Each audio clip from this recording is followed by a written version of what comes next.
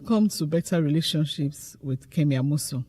I'd like to share with you today one habit that you need to develop and make to become a regular practice in your life. If you're going to enjoy your relationships and keep enjoying them all through your lifetime, I mean all your relationships.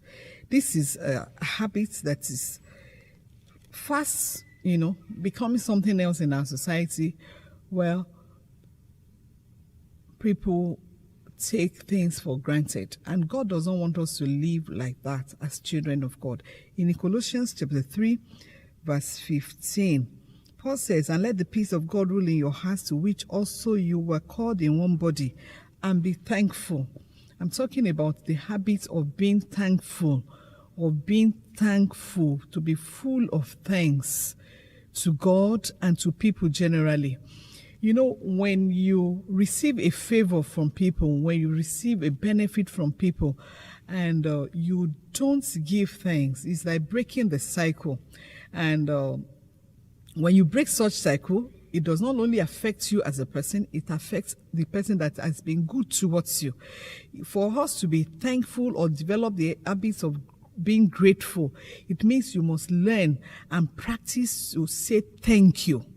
To say thank you. To God, you will get up in the morning, learn to say thank you to God for another day, for a new day. And not only to God, to be grateful to God, but to be grateful to everyone in your life. To be grateful to your husband, to be thankful to your spouse, to your children. Whenever you receive any good thing from their life, is a habit that you need to develop and increase on. A spirit of thankfulness promotes harmony in the home. It promotes harmony in our relationships.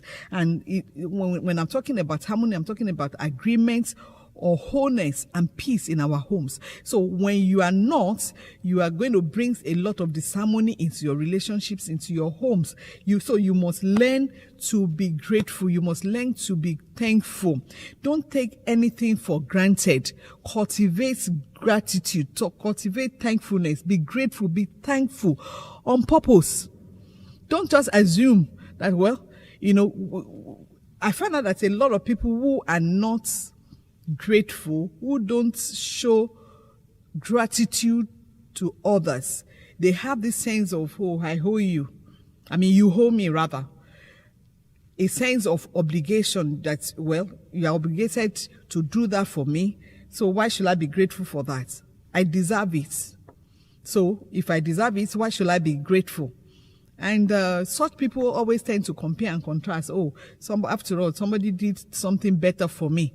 And that's not the right attitude to have good relationships. It's not the best. It's not good at all. For you have that sense of, yes, your wife should provide food, cook food in the home. But do you learn how to say thank you after eating a good meal? Have you made a practice of that? Is that habitual to you? Your children help you in the house. Do you say thank you to them? Or like African parents, we feel that, what else? After all, I'm your parents. No.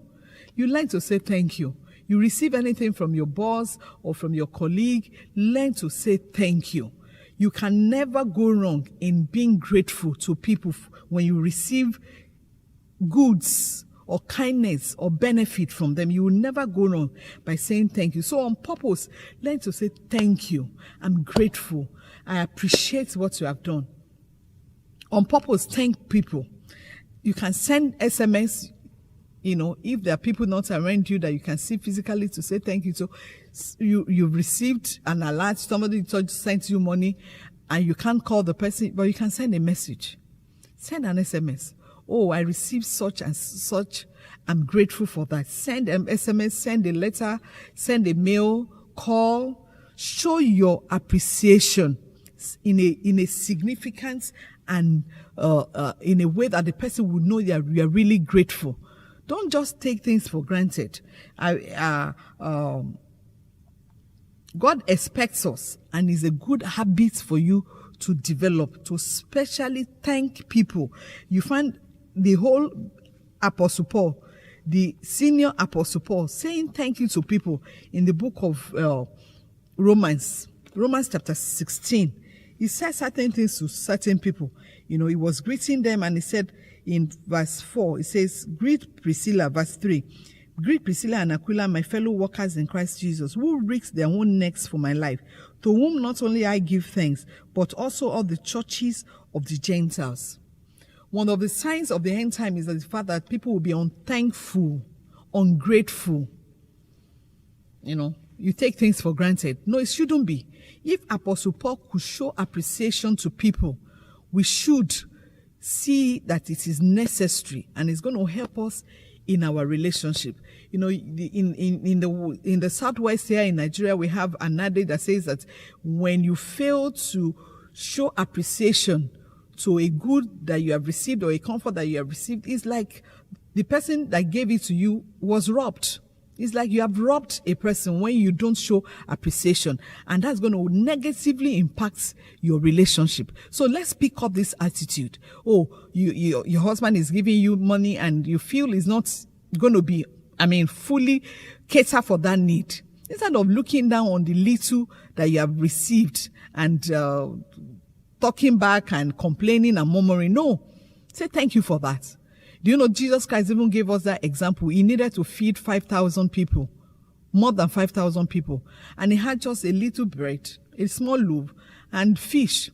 But the Bible says, first of all, he lifted up to God and gave thanks, even for that little. For whatever you have in your life now, give thanks. Give thanks to God, appreciate God. Give thanks and appreciate people in your life. You think that, they owe you. No, they don't owe you. Nobody actually owes you. It's a privilege to be blessed. It's a privilege to receive whatever comfort, whatever benefit from people in our lives. It's a privilege. And for that privilege, you must learn and pick up the habits of being grateful and thankful and saying, thank you, I appreciate you. Can I say thank you for listening? God bless you.